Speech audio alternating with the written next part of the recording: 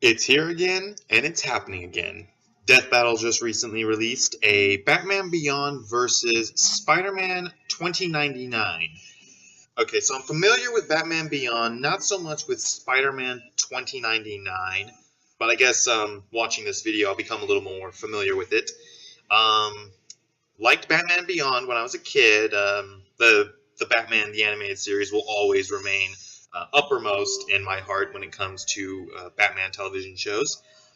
But um, here at Gaming Glatorius, myself and Reaper, we love being able to bring you quality viewing material. It's one of the reasons we do this. We like being able to bring material that the audience will enjoy.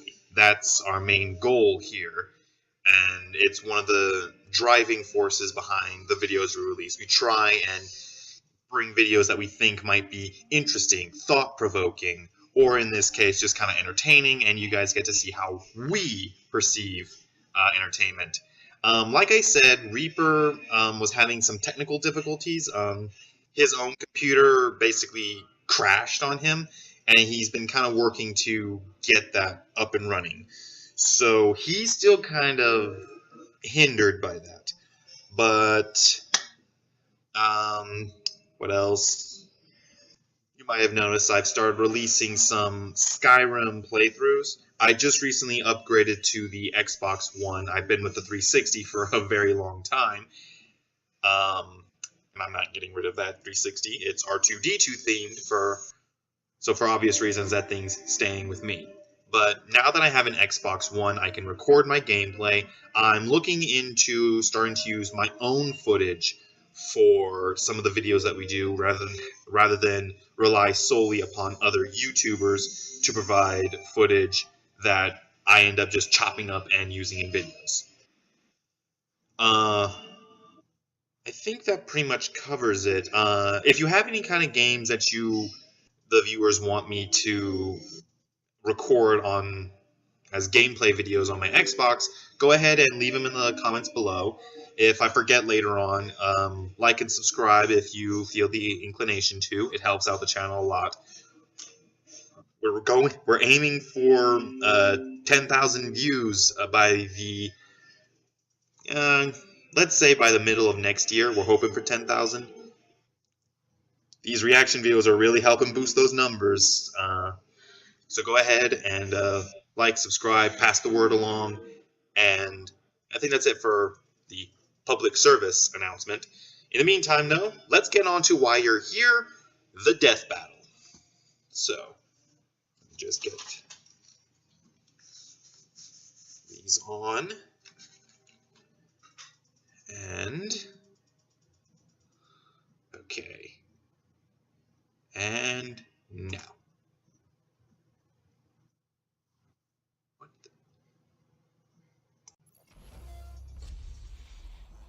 I still really like this opening. The future. Everyone wants to see it, and why not? It has robots, flying cars, and of course, superheroes. I think those robots weren't the good kind, though. Those, but they're even cooler because of all the sweet gadgets. Like Terry McGinnis, the Batman Beyond. And Miguel O'Hara, the Spider-Man from 2099. He's Wiz and I'm Boomstick. And it's our job to analyze their weapons, armor, and skills to find out who would win. I remember that sword woman. Terry McGinnis was your average futuristic high school student. He went to future raves, complained about future problems, had a future girlfriend, yeah, you know, the usual. Until one fateful day when Terry got into a fight with a group of jokers. What's he got against comedians? No, a gang called the Jokers. You know, like the Joker? Ah, but with a Z, because it's the future. Well, naturally. After possibly the most dangerous motorcycle chase ever put on television. Yeah, it's cool, he's got a helmet. Terry found himself inside I don't think it's gonna help. a mansion owned by an elderly billionaire named Bruce Wayne. Here, he stumbled upon the most important revelation in his life. Bruce Wayne is Batman! Oh, what a surprise! Well, more like he was Batman. He'd retired from crime fighting years ago, because, you know, age is a bitch. Wait a minute, after decades of secrecy, a punk teenager just happens to stumble into the Batcave? For crying out loud, if he'd found my secret lair, he'd have been vaporized on the spot. Yeah. Anyway, A little Terry's different, roller coaster Wiz. of a day still wasn't over. Turns out his dad got murdered. Dad? Ooh. Bummer. So he did what any emotionally charged teen who wants to avenge their dad would do. He stole the bat suit. But not the old cape and cowl of yesteryear. This was the latest and most advanced Batsuit. Terry McGinnis didn't just become the all-new Batman. He was Batman Beyond. You ever wonder what would happen if Batman got a hold of an Iron Man suit? It's basically that. And damn, he looks friggin' rad. The Batsuit's nanotechnology greatly enhances his strength and provides several thin yet strong layers of ballistic and environmental protection. And he can fly. He can soar faster than a speeding future car, and he's really nimble in the air. Plus, he can always give his punches and kicks a literal rocket boost. The suit sports over 24 other gadgets for combat and espionage. He has a wrist-mounted grappling hook that can extend over 50 feet. There's a cloaking device, a lock decoder, finger microphones, climbing claws, an underwater breather, thermal and binocular vision, extendable spikes on his arms, flashbang grenades, triple-weighted bolas, a buzzsaw, and even retractable tweezers. Splinters are no laughing matter. And don't forget all those sweet, sweet batarangs. These new age ninja stars are even sharper and more compact than before, and they come in a variety of delightful flavors, like explosive, ensnaring, and electrifying. Terry's got a solid throwing arm and can even disarm multiple opponents with a single shot. But if he's feeling a bit lazy, he can always just use his arm launchers to fire batarang discs. Also, when anyone gets in too close, the whole suit can act like a man-sized taser. The Really? electric shock is strong enough to stun people. I think I remember this episode too. And short out heavy machinery. But the tools don't make the man, Batman. Terry's a master martial artist with plenty of training from legends like former Robin Dick Grayson, totally real ninja Kairi Tanaga, and the former Dark Knight himself. Yeah. Well, once he got over the kid stealing his suit, of course. Bruce Wayne doesn't just serve as Terry's mentor. He's also a constant source of advice and information on the go through his direct link to the Batsuit from the Batcave. Good thing, too, since Terry's not exactly the world's greatest detective. He's not compared to the old man. Bruce is extremely intelligent and an expert analyst. Plus, the Batcave has some very impressive technology. Not only does it host one of the most No powerful one supercomputers on the planet, is it's comparable also to Bruce. dependent on its Maybe own Superman. power supply and isolated network. Still, I don't care who Bruce used to be. Having an old guy barking orders in your ear sounds annoying. Like your dad's always looking over your shoulder. Or at least I imagine, because I didn't have one. Well, Terry is Bruce Wayne's secret son. What?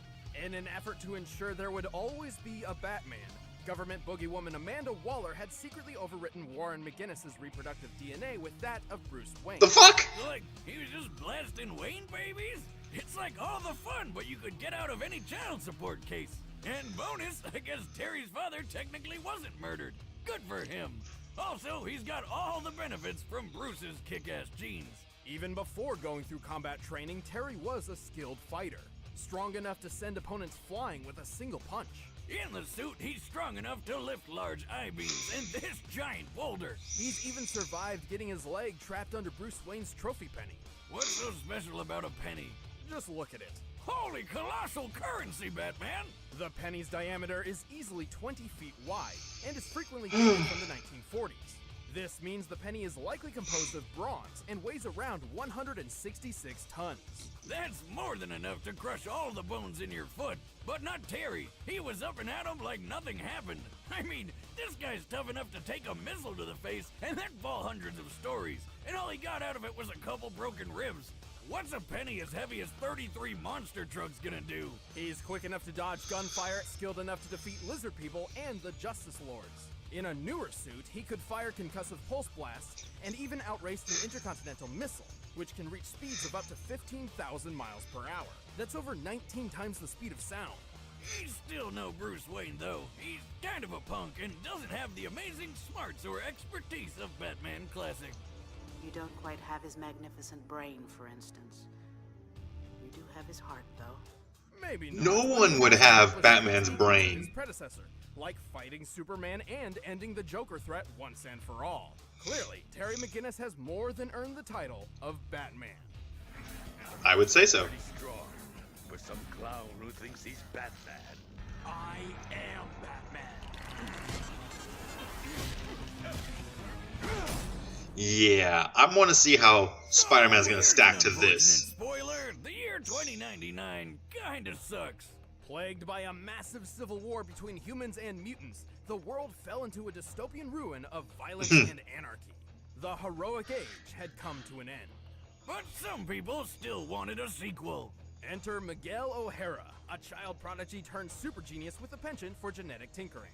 Miguel's skills landed him a job at one of the biggest companies in the world, Alchemax, where he got to work trying to rebuild one of the greatest heroes of all time, Spider-Man. Of course. Specifically, he attempted to replicate the DNA of Peter Parker, the original Spider-Man. But like most of the 21st century superheroes, not much remained of Parker outside of stories and legend. Miguel had to build his experiment from scratch, starting with a single, simple spider. Unfortunately, Alchemax didn't have the greatest job security. After a lot of bad blood and some spilled blood, Miguel wound up accidentally getting a dose of his own creepy crawly project. Oh boy. Transforming him into the Spider-Man of 2099. But future Spider-Man isn't quite the same as your grandpappy's Spidey. That's right. Apart from the superhuman strength, speed, durability, and improved healing, Miguel's powers are entirely different. Unlike Parker, he can't actually stick to any surface. He can still wall crawl, though, using retractable talons on his fingers and toes, which also make for fairly deadly weapons in a fight. I should think And so. he's got fangs like a vampire. If he bites you, he can inject a venom that can paralyze your whole body almost instantly. Also, he may not have Petey's trusty spider sense, but his sense of sight, smell, and hearing are superfied. He can hear noises from miles away, see in the dark, Superfied. and make out far off and fast-moving objects with ease. In fact, his senses are so acute, he wears Okay. tinted glasses to keep daylight from hurting his eyes. And like any Spider-Man, he can shoot webs from his hands. Miguel doesn't need compact web shooter devices on his wrists. He actually has organic spinnerets in his arms, which create and release thick, durable strings of webbing. Because Okay. they're natural, these strings are chemically identical to spider silk, with a tensile strength similar to steel. Ew. Okay, the original Spider-Man always kind of grossed me out, but this guy's powers are disgusting. I think Miguel would agree with you. Well, yeah, one day he's just your average dweeb doing sciencey stuff like you, and the next he's got big lumps in his arms which shoot sticky stuff? Who wouldn't be weirded out? Miguel saw his newfound power as a curse. Really? A blight which turned him into an inhuman freak of nature. But that didn't stop him from fighting crime, complete with his own Spidey suit. His original costume was made from unstable molecules, allowing the use of his Oh, boy. talons without tearing the fabric. Okay. He also wears a web-like cape made of light bite, which lets him glide through the air. Oh, Light Bright! I remember that.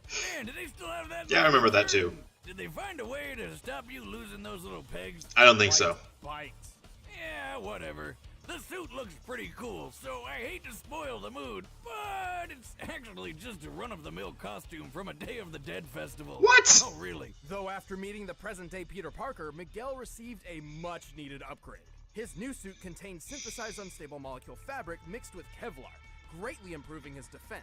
Okay. This suit can survive a shot from a howitzer artillery cannon. A common M777 military howitzer fires 92-pound shells at 2,200 feet per second. That hits with over 100 tons of force. Miguel I like had it. taken a hit from the Thing, a hit which shattered a tempered glass window and sent Miguel flying over 2,000 feet. And the new suit has explosives, hologram projectors, infrared scanning, and it's even got wings and rocket boosters on the feet. Wait, that sounds familiar. Miguel may be a genius, but he's at his best when he's working with his holographic assistant, Lila, or the Y-rate lifeform approximation. Uh-huh. It's basically like the future Alexa with a bunch of extra features. She keeps track of Miguel's life signs and surroundings. With Lila's scanners and his super senses, anyone would have a hard time trying to sneak up on future Spidey. While Lila was originally built as a home appliance, she can be stored on Miguel's portable communicator. She can act as an onboard lie detector and do advanced calculations to the 20th decimal in a millisecond, which is flippin' amazing. Fun fact, Lila's appearance was based on Marilyn Monroe. Not that anybody in 2099 seems to know who Marilyn Monroe was. Okay, seriously, how did they lose so much information in less than 100 years? Remember, kids, always back up your files. It'll prevent the apocalypse. Well, lucky for them, Miguel got over his emo phase and started setting the future back on track. And he had the skills to do it. He's quick enough to dodge gunfire, tough enough to take a shotgun blast to the chest, resilient enough to tank electric shocks, and strong enough to rip a 20-ton turret off a tank. More than that, he helped another Spider-Man keep this giant building piece in place. What even is that? Likely some sort of antenna, but it also resembles the mooring mast atop the Empire State Building. Back when everybody thought Zeppelins were the hot new thing. Because who doesn't like riding a giant flammable balloon full of explosive gas? Sign me up. Should have thought so. Of steel and roughly estimating its size compared to the Spider-Man on the roof, then comparing the Empire State Building's mooring mast, this should weigh, at most, 200 tons. So basically, Miguel's a badass, and he proved it in the most epic way possible. How? After rebuilding the world with Captain America, Miguel inherited the most legendary weapon of them all, Mjolnir. Oh! Though Thor's hammer didn't actually grant him its warrior powers, Miguel didn't use it as a weapon, but as proof of his authority. A literal symbol of the societal weight he alone could carry. With his dominance asserted, Miguel created the utopian future a person could only dream of. And you thought Peter Parker was cool. This Spider-Man is at the top.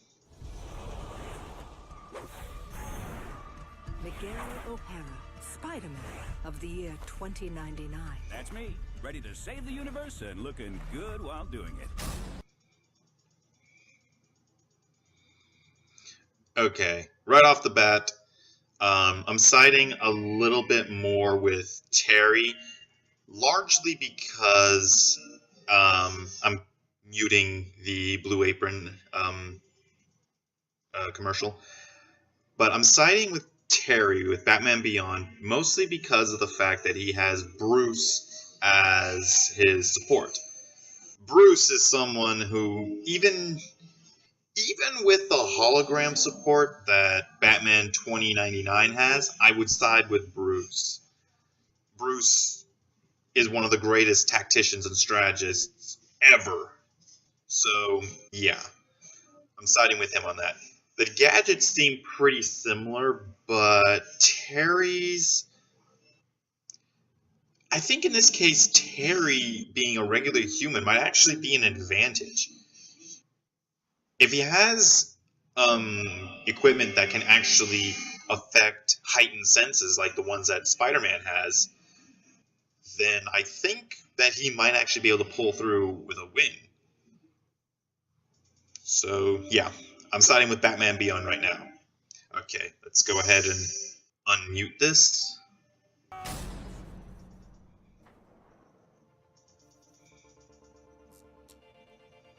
I seem to be one of the few who really doesn't mind when they... Keep an eye out. I've been seeing some odd reports regarding this part of the city. I think one of those people who really doesn't mind this kind of animation. Hey, Bozo! I was brooding there. Who the shock are you?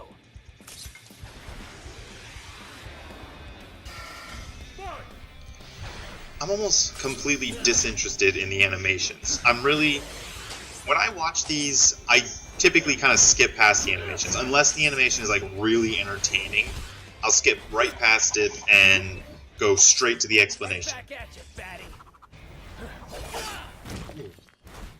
Hey, Lila, give me a reading on this vampire guy, yeah? Of course, Miguel.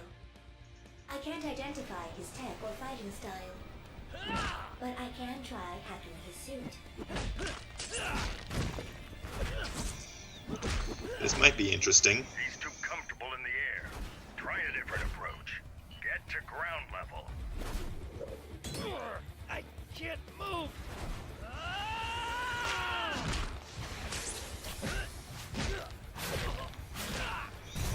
Here we go. Damn, that hurt.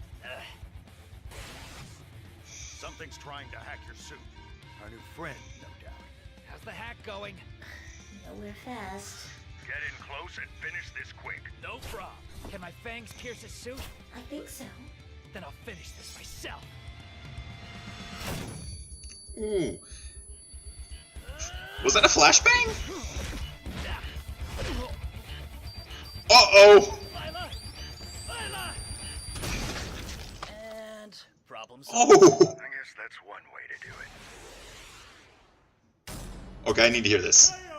I'll never get tired of seeing people blow up. It's always such a blast. Thanks to Bruce's counsel, Terry used his flashbang to take advantage of Miguel's sensitive eyesight, and his electric shock that can short out large machinery to deal with Lila. Yeah, unlike Bruce, the poor girl wasn't really built for combat. And while her hacking skills were top-notch, the isolated Batcave had the defenses to hold her off. Even still, Terry's stats Yeah, ended Brainiac's up a little Miguel's bit better. in more ways than one. When it came to maneuverability and durability, they were mostly even. Both could dodge bullets and weave through the air. Both could survive heavy ballistic hits. But unlike Terry, Miguel's never outraced anything faster than a Mach 19 ballistic missile. For physical strength, Terry had him beat too. Recall that boulder that he lifted underwater. This took place in Superman's Fortress of Solitude near the Arctic, so the boulder was likely composed of sedimentary dark limestone, the most common rock type around that location. So we compared Terry's height to the boulder, applied the density for limestone, and subtracted the weight reduced by underwater buoyancy, to find the boulder's weight to be 192 tons. And he tossed it aside like it was nothing. Terry's peak strength in the batsuit has to be more than 200 tons. Assuming Miguel applied his fair share when holding up that antenna, his best strength feat we know of is at max 100 tons. But he's a Spider-Man. Spider-Man can lift more than that, right? Not usually. Technically, Miguel's powers are so different from Peter's that we shouldn't really scale him to other Spider-Men. But for the benefit of the doubt, let's do it anyway. We'll check out two of Spider-Man's most impressive Like what they did with strength Ichigo. feats. The first is the time he braced a private jet while it was landing. Look at him. He's literally the landing gear. According to Spider-Man himself, the plane's total weight was at most 115,000 pounds. Adding the thrust from a Whittle W1 engine, which this small jet is most likely to have an engine comparable to, this feat comes out to 58 tons. Not even close to Terry's 200. Then there was this one time where Spidey had to push way past his limits to lift what he offhandedly compared to as a locomotive. Since he could measure the plane, it's likely he's accurate here, but given the time period, that's still only 130 tons at most. It's clear Terry had a pretty sizable physical advantage. And just because Terry's mind wasn't as fine-tuned as the original Batman's, didn't mean he's dumb. Even if he looks a bit like a Miguel Fonz. never trained like Terry did. Hell, he never really had much formal training at all. But Terry was trained by ninjas, stealth artists, and other crime fighters to be a master in the battlefield. And since Miguel didn't have a spider sense, Terry just had to wait until the untrained future Spidey left an opening. In short, while Miguel wasn't completely outmatched, Terry's superior strength, counseling, equipment, and training won the bout. Turns out this Batman was beyond him. The winner is Batman Beyond. Okay. Stick around, we're about to announce the combatants for the next Ooh. And if you want to watch exclusive commentary, Let it be a good one. click that little box over there and start a first membership trial. Try to grab one of these shirts too.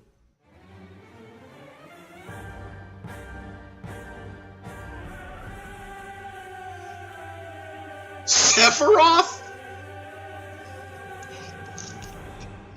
Oh, you dicks. Oh.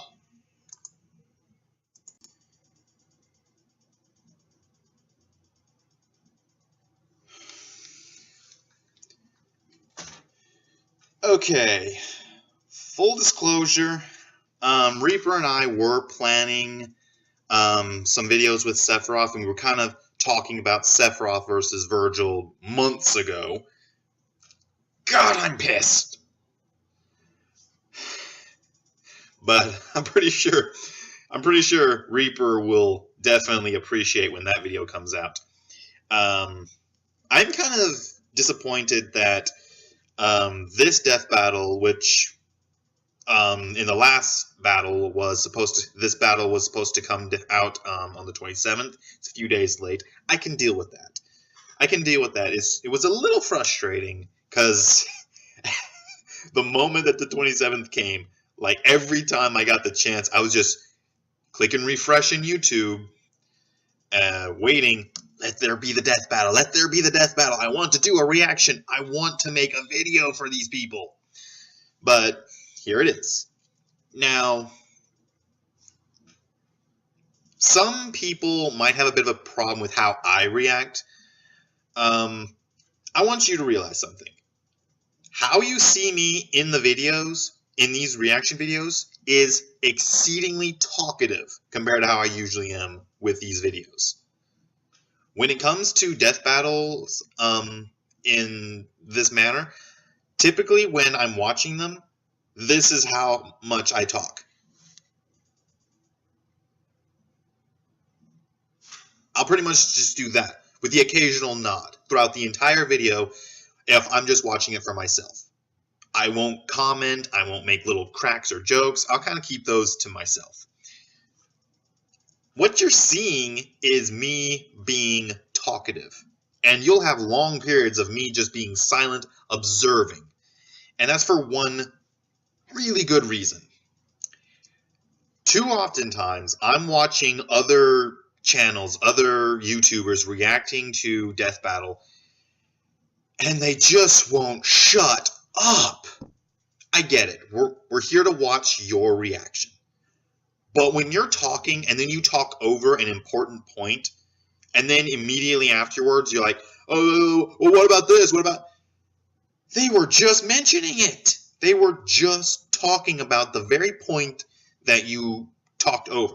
Or at the end of the video during the explanation, the part that they talked over was like the deciding factor that won things. And they have no idea that this was in the video because they wouldn't shut up long enough. Now, if there's a period of time when it's just silence and fairly useless monologue, yeah.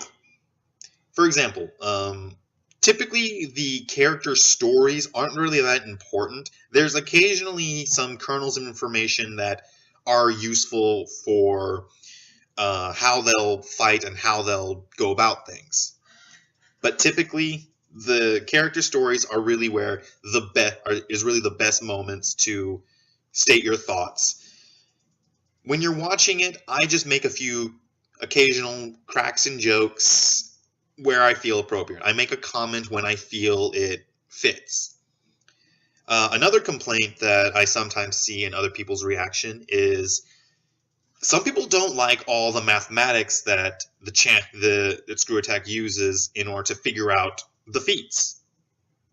My thinking is, then why are you watching this? If you remember from earlier in this very reaction video, I mentioned how I typically don't care about the animation. Unless it's an animation that's like really entertaining, like Dante versus Bayonetta, I'll pretty much typically skip right past the animation because I don't care. I want to know the reasoning why one person won and why the other didn't. I'm academically curious. And that's really, I think, one of the best mindsets to have with this, to be academically curious. Not just watch these videos so I can, oh, I'm hoping it's going to be a 3D video. I'm hoping it's going to be a 3D animation. That way I can enjoy watching it. Some of them, yeah. Deadpool versus Deathstroke, Dante versus Bayonetta, Power Rangers versus Voltron. These are entertaining 3D battles. Will I watch them? Sometimes. Sometimes I will watch them. A lot of times, though, for all of them, really, I'll just skip right past the animation. It's not that important to me. What else? Like I said, comment, like, and subscribe if it suits you. Give any suggestions for gameplay videos that you would like me to do for later videos, because I'm really enjoying this Xbox One. Any suggestions for future videos, leave them in the comments below. We still have a few really good matchups planned that were suggested recently. The Kratos versus Nariko one is still very interesting to us, but like I've said, we have a lot of other videos on the roster ahead of that one. We might get to it eventually, but it's a kind of far off eventuality. I'm going to have a talk with Reaper, and we're going to try and figure out whether or not battles like Kratos versus Nariko, which I think anyone who knows Kratos can kind of figure out how a battle is going to end when it involves him. So for those ones, I'm going to talk with Reaper, and we're going to see whether or not we can create like versus shorts. We know who's going to win. We just want to talk about characters who are similar and could pose a decent challenge to the obvious victor. But I think that's all. I'm also trying to find a good little catchphrase to kind of either greet videos or send them off. Like for me, White Wolf, it'd be sort of like may your fangs or may your claws stay sharp or some crap like that. If you have any suggestions for those, leave those in the comments below. We love being able to interact with the viewers and the commenters. We love being able to do this. But yeah, go ahead and do your thing. Gaming Glatorius, and you can read this in the video description. Gaming Glatorius does not own ScrewAttack. It does not own DeathBattle. It does not own Rooster Teeth. It does not own any of Rooster Teeth's subsidiaries. We do not own any of this. We don't own really anything except our video recording equipment. But yeah. Have a nice night, YouTube. I'm going to go kind of mull about that. I might play some Skyrim just to make myself feel better. Oh yeah, and on that note, in case you were worried that I might just start pumping useless gameplay footage of me wandering the wilds of Skyrim, I'm not going to do that.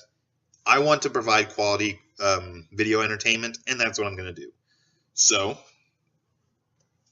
White Wolf off.